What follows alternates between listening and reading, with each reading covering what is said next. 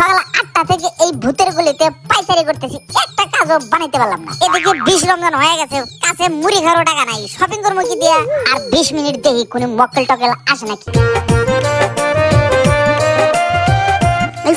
টাকাগুলা সাবধানে রাখো, পথে টাকাটা আছে হাতটা তাহলে কোন কিছু ওই দেখে জলদি চলো। শালার এলাকাটা একবারে খালি নাকি? নতুন জামাই বউ, ওর কাছে মনে হয় গয়না গাড়ি আছে, টাকা পয়সা আছে। যাই অগর দিয়ে আজকে বিসমিল্লাহ করবো। এই বাটা শালা ডান্ডি মান্ডি না খারাপ রয়েছে, তুই কি বাত মাছ খাস না? আমি কি চাই? তোদের কিছু যা কিছু আছে ঘর করে বাইর করে দে, নইলে কিন্তু পাতানি বাই করে ফেলাবো। আমার কাছে কিছু নাই। নাই মানে তোর বোর কাছে গয়না গাড়ি যা আছে সব দে, আর ভ্যানিটি ব্যাগে যেগুলো টাকা আছে দে, তার দে। তাড়াতাড়ি দিয়ে দাও। আগে টাকা দে, তারপর আস্তে আস্তে গয়না গাড়ি যা আছে তাড়াতাড়ি দিয়ে দে। মিথ্যা কথা কবি না, তোর কাছে কি আরো কিছু আছে? আর কিছু নাই। যা, তোদের বাসায় দিলাম রমজান মাস দেখে, নইলে তোদের গিরারাডি ফাড়াই ফেলাইতাম। যা ভাগ এখান থেকে শালা বেটা শালা, তাড়াতাড়ি ভাগি। পুলিশ ডাকে। ভালো করে তালা দাও, আসামি যেন বেরোতে না পারে। হাবিলদার দেখছো কারবারটা? দেশের আইন কানুন পাল্টে যাওয়াতে ভালো একজন মানুষ জেল খেটেছে, আর চোর ডাকাত যারা আছে তারা প্রশাসন থেকে পুরস্কার পাইতেছে। স্যার আঙ্গরে আফসোস করে তো লাভ নাই, আইন উল্টা, তাই কি হয়েছে? আমরা তো প্রমোশন ঠিকই পাইতেছি। তা ঠিক বলছো।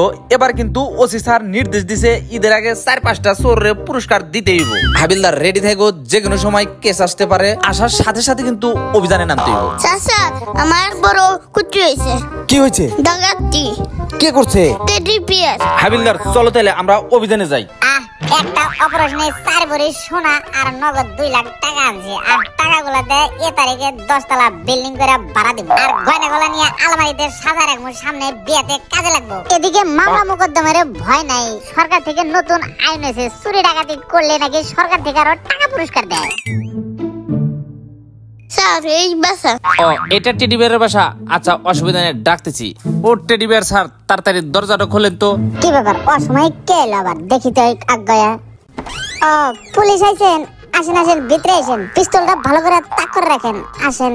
স্যার বেশি কিছু ডাকাতি করতে পারিনি, অল্প কিছু মাল ডাকাতি করিনি।